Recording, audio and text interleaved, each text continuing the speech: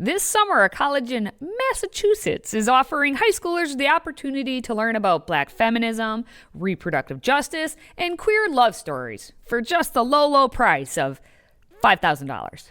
We're talking about that and much more on Educated. Let's get educated. That's why we're here, to bring you the stories impacting K-12 classrooms and college campuses. It's time for a little education. Happy Friday, everyone, and welcome to Educated. I feel like the summer is almost over, but at least I am joined with Mr. David Fiorazzo. I am Katie Petrick, of course. We all know that. That's perfectly fine. But hey, David is here, and I just want to remind everyone, since summer is pretty much halfway over, in my mind, Freedom Project Academy, it's our Judeo-Christian online school. It's still enrolling students for the fall. FPA offers live, anytime, and homeschool courses for students in pre-kindergarten all the way through high school. All you have to do is visit freedomforschool.com and use the code EDUCATED15 to save 15% on all of your courses. That's freedomforschool.com. Well, David, do you want to go off?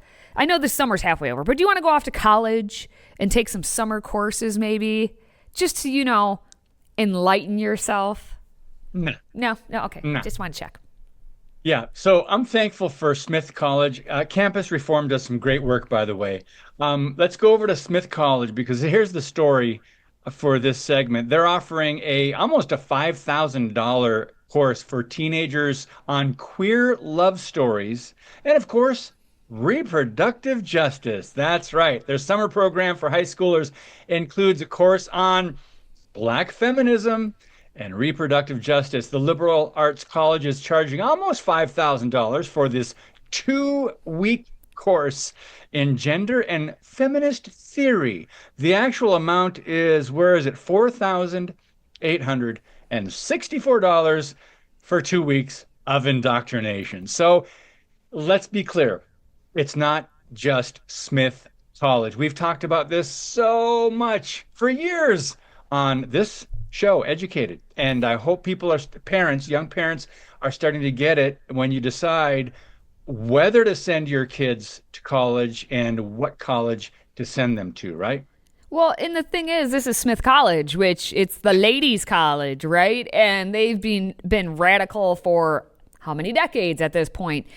Yeah. So for them to have a summer program called Women, Gender, and Representation, it makes me think, isn't this every course at Smith College during the normal school year? Are they just trying to recruit over the summer with these teenagers? Again, the fact that they're charging $5,000 for high schoolers, $4,864, but then there's the application fee and the deposit and all that other jazz for a 12-day, it's just basically 2 weeks. It's like 2 weeks long. Who is sending their kids there? And obviously the issue is the content, but for $5,000, this is like a whole tangent. Who has $5,000 to send your teenager to any camp? Just me, not me. I don't have it. So who can do that? That's neither here nor there. But jeez. Yeah, I noticed one of the titles was "Play Like a Girl." Oh yes, gender in sport. Gender in sport. I'm wondering what their take is on transgender athletes. I'm just curious about that. If biological boys or biological men could be, Oh, look, take a look. Play Like a Girl, Gender in Sport explores, because all these courses explore questions about gender and the involvement of all women, trans and non-binary people in sport, physical activity, and exercise in the United States. How dare they limit it to the United States? Drawing from various texts, which I wonder what that means, podcasts, videos, current events, and especially these people, especially our own experiences. Apparently, this is not a grammar class. We interrogate the histories of gender in sport and physical education, and use critical feminist and queer theories to decipher the ways sport creates, supports, and resists dominant ideologies of inequality. They're getting all the buzzwords in there, and that's what they want. That's all. Resist. We must. It makes me wonder, when they are they going to, because it's talking about sport and such, are they going to teach a push-up? And if so, will they call it a girl push-up? I wonder these things. I will not pay $5,000 to find out the answer to this. But, I mean, if you're not into gender in sport, they have other courses like global reproductive justice, which, What? you know, they have a big question. You know, what does it mean to live in a post-Roe world? What is the history of reproductive justice? What are the legacies of protest movements for and against access to reproductive health care? This course will examine histories of sexual and reproductive health movements. Okay. Again, I question. This is supposed to be for teenagers. How many teenagers, ages, 13 to 18, we'll say, how many of them have questioned any of this? Or is it that the Smith College wants parents to manipulate their students into thinking they want to learn about this, and then they're going to shove these kids away for 2 weeks and say, here, you're going to sit in a classroom and learn all of this nonsense, and you're going to like it. And that's, I don't know, maybe how the indoctrination takes place. And then they're going to come out of this 2-week camp and be like, wow, I feel enlightened now. Well, I think girl power. What this does, in my opinion, I could be wrong, but I think this reinforces what they already were fed in the K through 12 social justice academies, known as government-run schools. But let's talk about reproductive justice for a moment. Whenever you put like social justice, whenever you put a word in front of justice, it's not justice. Wait, can you say it louder for those in the back? It's not justice. Social justice, feminist justice, trans justice, reproductive justice. What they're doing in this case is they're murdering a preborn baby from a mother's womb, in a mother's womb. That's not justice, nor is that reproducing. That's not making a baby. That's not planning for parenthood. That's eliminating a baby and eliminating a child, a preborn human life. Now, the rest of this, they're doing trans lives. They're talking about trans lives. They're talking about queer love stories. And this is 2 weeks of what they already have an idea about from K through 12. And now they're going to get reinforced, in my opinion. Just the indoctrination goes deeper. Again, it's not just Smith College. It's not just a girls' college that's doing this. This is across the country. A lot of schools are doing courses like this. So it's not going away. This ideology is deeply entrenched. You are correct. And while you just said a very nice story, I want to talk about queering the love stories. Those are the ones that we should be listening to, apparently.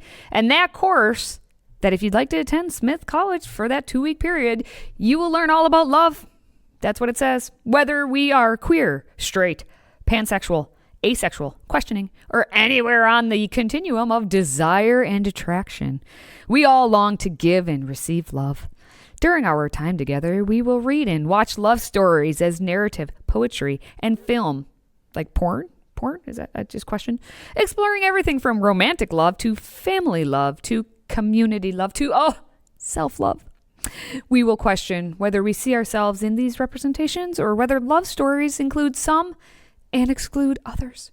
These readings and various media will ask us to explore themes about attraction and desire, intimacy and connection, communication and compassion. We might laugh and we might cry. This is actually what it says. I want to finish reading. This is too good. Throughout it all, we will experiment with different ways to approach texts through intersectional feminist as well as queer, non-binary, and trans perspectives. We will begin with some of the opening chapters in Bell Hook's All About Love 2000, followed by poetry that may include pieces by Sappho, Whitman, like Walt Whitman, is that it? Adrienne Rich, Audre Lorde, Essex Hempel, Alexis Pauline Gumbs, and more. Films will be from the U.S. and abroad. Oh, good. And the invitation for all of us as we gather for 2 weeks will be, as Maya Angelou writes, to have enough courage to trust love one more time and always one more time.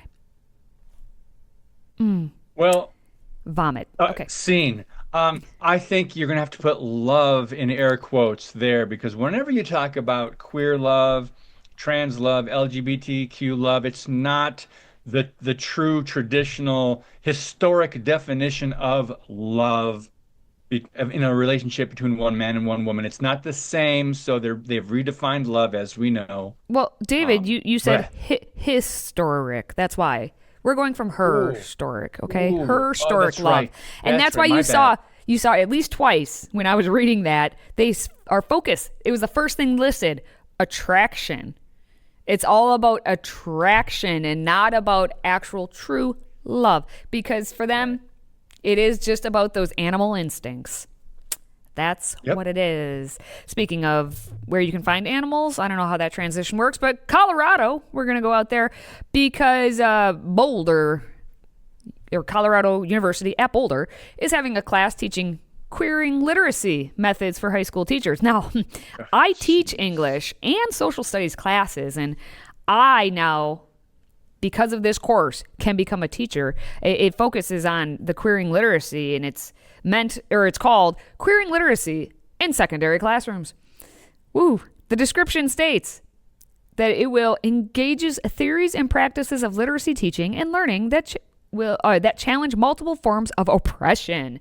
Using the tools of queer pedagogy, students will learn, develop, and enact strategies for planning and implementing literacy instruction that moves beyond inclusion of differences in the English language arts and social studies curriculum.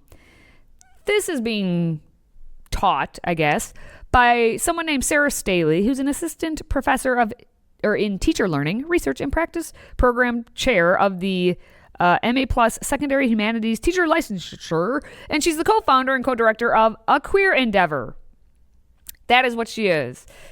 Focused on being the director of this little organization she made called A Queer Endeavor, and it's a nationally recognized center for gender and sexual diversity in education. Her research and community-based work are animated by deep commitments to teach learning and to safer, more humanizing school cultures for LGBTQ+ youth, families, and staff, because somehow all that we are doing as English teachers and social studies teachers in the classroom is targeting these LGBTQ+ students so that they cannot learn and they cannot be safe in these environments where they have, things that are like universal truths. We cannot have that. It is not a safe environment, David. So we must have our to-be teachers learning at the collegiate level these queering literacy techniques. Ooh. We could do so many stories on this same topic because, again, I don't mean to be redundant, but I think people need to understand the movement, this ideology, the LGBTQ and the trans movement has been like a locomotive in the last 25 to 35 years in this country. And this is so across the board, K through 12 and university colleges. So no wonder these classes, we read this and go, wait a minute. I thought there was a little resistance like this year, Pride Month, last month in June.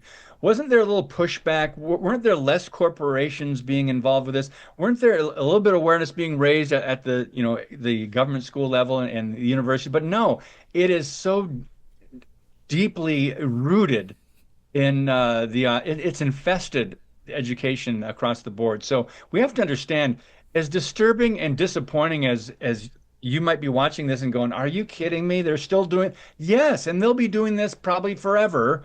We just got to continue to push back and get more people to understand it's not going away, no matter who's the president, no matter how many executive orders are signed. And 10 years, by the way, 10 years ago is when the Obergefell decision, when the Supreme Court said, all right, no more protection for marriage between one man and one woman. So this is 10 years now in the making, but the groundwork was laid 20 years before that and plus. And I just want to put this little nugget of information that this professor actually described. She says a lot of research shows that teachers are not trained enough in gender and sexual diversity. Jeez.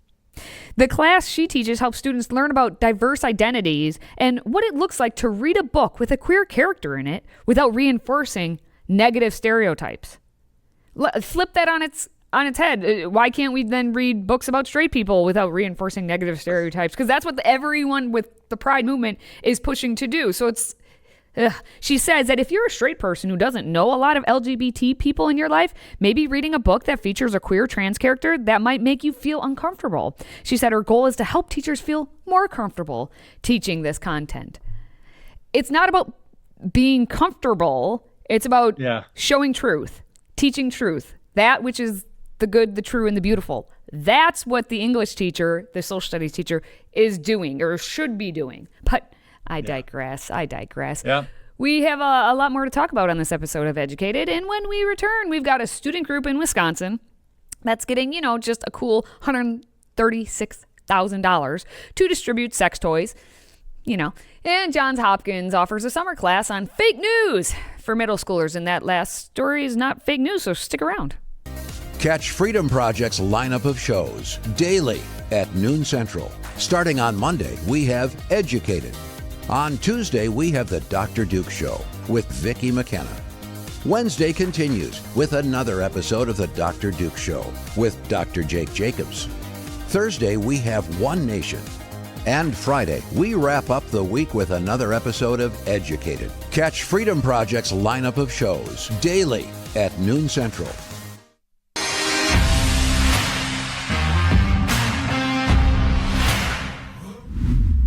Okay, let's talk about Moscow East, or is it West? Anyway, Madison, Wisconsin. UW is funding a student group with $136,000 to do what? Distribute sex toys and interactive programming. That's right. It's the group is called Sex Out Loud, and they provide sex toys, contraceptives, sexual presentations, and they're approved to receive over $135,000 for the school year, much of which goes to salaries and supplies. So what they're doing, almost $136,000, that is, student fees to the student group Sex Out Loud. Now, that's this year and next year. That's the school year. So they already got the money, they already got the funding, and here we go, Katie. Here we go. Sex Out Loud, LGBTQ. Well, one of the things they provide is presentations on pleasure, kink, birth control, STIs, HIV, AIDS, things like that, LGBTQ, health, and, the typical garbage. Now, I mean, if you are looking to get involved with this group, hey, become a condom conduit. Help Sex Out Loud distribute condoms and other safer sex supplies throughout dorms, campus housing, classes, and other facilities. Other facilities? I don't know if that's supposed to mean something a little more sinister. But this group, which gets funded every year, basically, this upcoming year getting $136,000 of your money, Mom and Dad. Yep. Go Madison, go Badgers. Your student is paying / you maybe paying for that. We still get some condoms out of it, I guess. Yep. And again, this is at Campus Reform. So thank you guys for keeping up on these stories. But this is not just Madison, Wisconsin. Again, here's another thing they do. They call it foreplay all day. 4 ways to play. But you know what? It's just, what do you expect on college campuses? What do you expect at these universities that have gone so far to the left that they don't even care what we think or what you might think as a parent? But let me point out one very important fact from this story.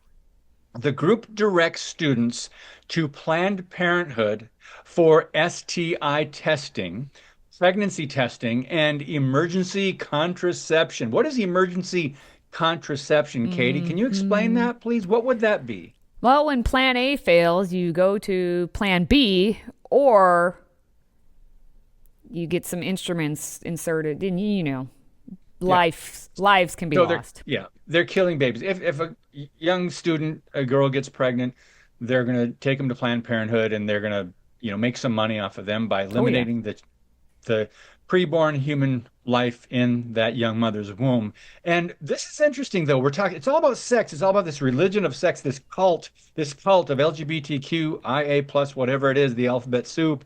But what does Planned Parenthood have to do with this? I thought they were just family planning, right? I thought they were just about women's health. No.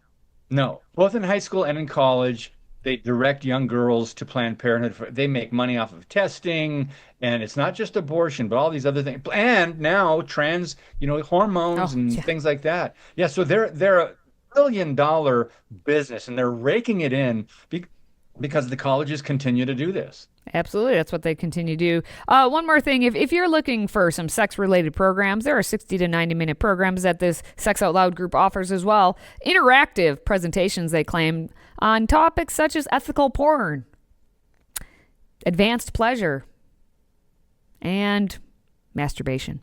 So, again, Mom and Dad, if you want to send your kid to UW-Madison or, quite frankly, any other university, know your money is paying for this, whether you attend it or not. Your money is funding this. Mm-hmm. Great news, isn't it? All right, well, we are going to go to basically another university that's doing the other similar silliness. It's Johns Hopkins, and they are offering a summer class on fake news. Uh-oh. The story is not fake news, though. This is real. They are offering a summer class to keep your old brain moving, you know. And if you have a middle schooler or a high schooler, you may want to send them to this. They can take this class all about fake news. It's the Center for Talented Youth. Oh, ooh, it makes it sound so nice. And they're currently offering this class titled Persuasion and Propaganda. And they promise to teach junior high and high school students all about fake news, like, you know, how to recognize it, comic book heroes punching dictators in the face, and aircrafts papering the ground with pamphlets. These types of propaganda are easy to recognize. But what about contemporary ones, like bot-generated tweets, mudslinging political ads? What? I haven't seen any of those. Misleading advertisements and fact-distorting TV news reports. Without an objective distance from current events and with ever subtler techniques for influencing opinions, how can we tell what is fake news?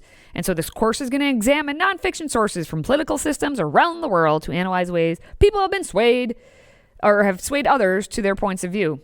I just want to know what actual clips they're using. And is it going to be fair and balanced in the sense of it's all propaganda? Which are we gonna be balanced in that or not? That's my real question. Or is it fake news? You know the answer.